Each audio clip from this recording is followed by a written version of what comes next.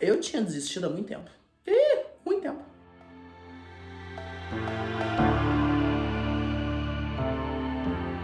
Olá, Sinners! Meu nome é Alessandra, a biblioteca está aberta. E como esse ano nós começamos no mês de fevereiro, estamos aqui acabando o mês com alguns inícios dentro da literatura.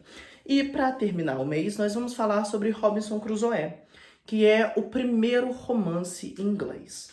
Para a gente ter essa definição, a gente tem que pensar que o romance ele nasce lá com Don Quixote, né? Ele tem sua origem nesse protocapitalismo, né?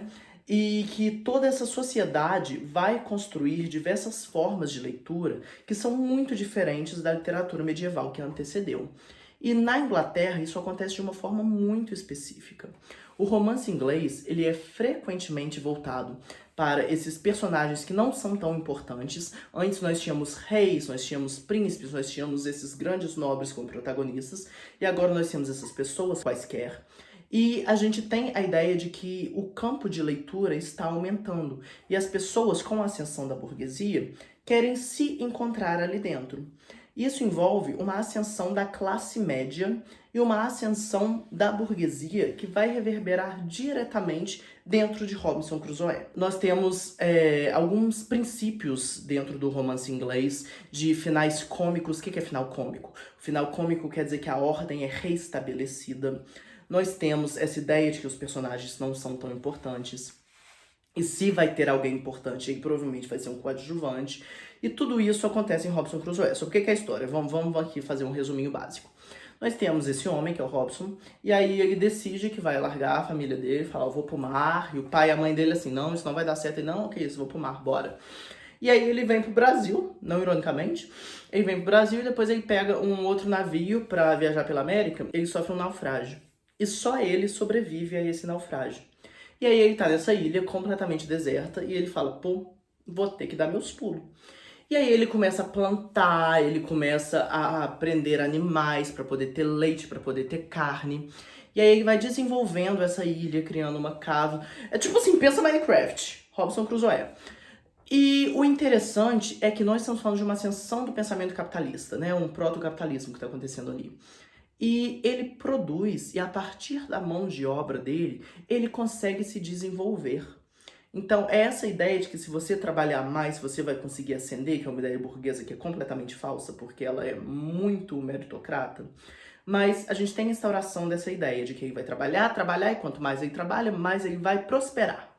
E aí, eventualmente, ele descobre que tem canibais que vêm para a ilha, e em um determinado momento ele consegue salvar um prisioneiro desses canibais, que é o Sexta-feira. E o Sexta-feira não fala inglês. E aí ele começa a ensinar o Sexta-feira a falar inglês, e quando ele conhece o Sexta-feira, que é uma cena bem marcante, o Sexta-feira ajoelha aos seus pés e o beija, demonstrando como ele estava disposto a ser seu escravo. E é interessante se a gente pensar nesse pensamento branco europeu, né, de que é lógico que ele quer ser meu escravo. Tipo, em momento nenhum isso aconteceu. Ele te agradeceu por salvar a sua vida e aí você falou, pô, ele quer trabalhar para mim porque eu salvei a vida dele. O pensamento cristão de nós salvamos a América, trouxemos Deus para esses indígenas que queriam morrer e agora nós somos os vencedores, os vitoriosos e os nobres. E isso é muito irônico dentro da história. E uma das coisas que o Robinson vai ensinar para o Sexta-feira é Deus. Robinson Crusoe questiona muito Deus em vários momentos, o que é muito interessante, né? A gente precisa que a Idade Média caia para poder ter um questionamento com relação à ideia de Deus. E aqui a gente parece ter o início de um pensamento que lá na filosofia nietzschiana iria se tornar a ideia de que Deus está morto. O que é, em resumo, bem resumido, a ideia de que Deus está morto? Estamos falando desse Deus cristão? Não. A religião estabelece essa ordem, um devir a ser. Ou seja, nós vamos viver aqui, então nós vamos morrer e vamos aos céus e blá blá blá blá. Tem um devir. E isso vai começar a ser rompido por ideias materialistas de que não, olha, nós temos isso daqui. E isso daqui tá uma bagunça. E não tem Deus para arrumar isso aqui. Somos nós que temos que causar essa ordem. E a vida do Robson, que sempre foi associada à religião, desestabiliza quando ele chega nessa ilha. E aí ele começa a questionar Deus. E só quando ele consegue criar uma caverna para ele, plantar, ter animais e tudo, que ele volta à Bíblia e ele volta à crença dele. Então a gente precisa da sistematização dessa ordem para que esse Deus possa existir. E aí, acreditando na Bíblia e tudo, ele começa a ensinar o Sexta-feira os textos bíblicos.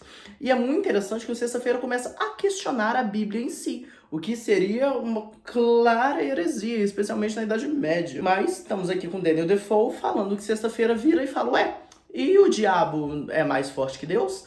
E aí o Robson, não. Aí ele, ué, então por que Deus não mata o diabo? Aí o Robson fica assim, porque ele é livre escolha. E aí o Sexta-feira fica assim, mas isso não faz sentido. E aí o Robson fica assim, é porque você tem que acreditar. É fé. Sabe? Então essa ideia de que algumas coisas dos textos bíblicos não fazem sentido. Mas isso é importante, por que eu tô falando isso tudo? Porque com a ascensão do capitalismo, a gente tem o rompimento com esse pensamento altamente cristão e com essa ordem que era imposta por um devir ao ser da cristianidade. Então, o Robson vai desenvolver essa ilha, o Sexta-feira começa a trabalhar para ele, eles vivem lá. E aí, depois de muitos e muitos anos, ele consegue ser salvo e voltar para a Inglaterra. E aí, depois de alguns anos de prosperidade, ele acaba voltando a navegar. Então, é essa ideia também da aventura, né? Nós também estamos na época das grandes navegações, dessas novas explorações. Então, o Robinson Crusoe, o mais importante, eu diria, na leitura de Robinson Crusoe, é entender como ele era um homem do seu tempo. A gente acabou de falar como Saussure era um homem do tempo dele, né, buscando dentro da linguística essa língua, essa positividade que fosse estável, que fosse estática. O Robinson Crusoe é claramente um homem do tempo dele, um homem que está buscando aventuras, que está buscando desenvolvimento através do trabalho, da produção e da materialidade, e que vai se relacionar com os outros seres a partir de um estratagema hierárquico. Quando ele está sozinho, ele produz, ele cria tudo. A partir do momento que surge uma pessoa, o primeiro pensamento dele é estabelecer hierarquia, que é basicamente o que a burguesia faz, é basicamente o que o capitalismo faz. Então, a leitura de Robinson Crusoe, e para ser bem sincera, eu demorei um pouquinho para ler, porque tem umas partes que me dão preguiça, porque é muita repetição, sabe? O que ele está fazendo na ilha, o que ele está plantando, como ele está cuidando dos bichos, blá blá blá, tipo assim, tá, mano. 5, 6, 7, 8.